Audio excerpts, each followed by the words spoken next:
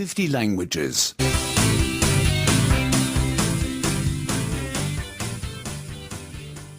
65. 65. 65. Negation 2. Olumsuz yanıt 2. Reddetme 2.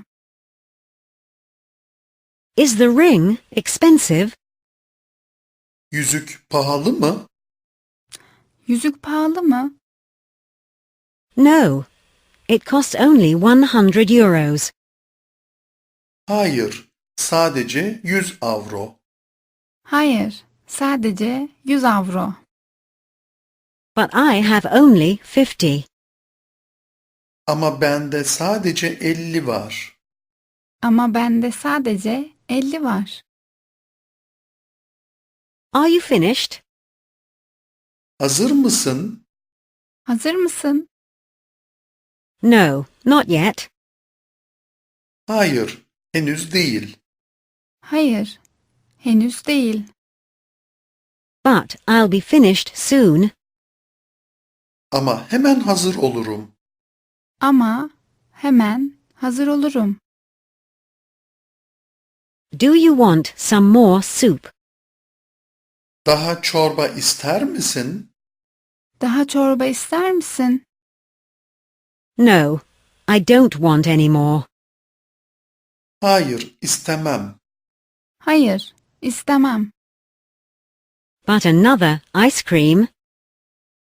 Ama bir dondurma daha isterim. Ama bir dondurma daha isterim. Have you lived here long? Uzun zamandır mı burada oturuyorsun? Uzun zamandır mı burada oturuyorsun? No. Only for a month. Hayır, bir aydır. Hayır, bir aydır. But I already know a lot of people. Ama şimdiden birçok insan tanıyorum. Ama şimdiden birçok insan tanıyorum. Are you driving home tomorrow? Yarın eve gidecek misin? Yarın eve gidecek misin? No. Only on the weekend. Hayır, ancak hafta sonunda.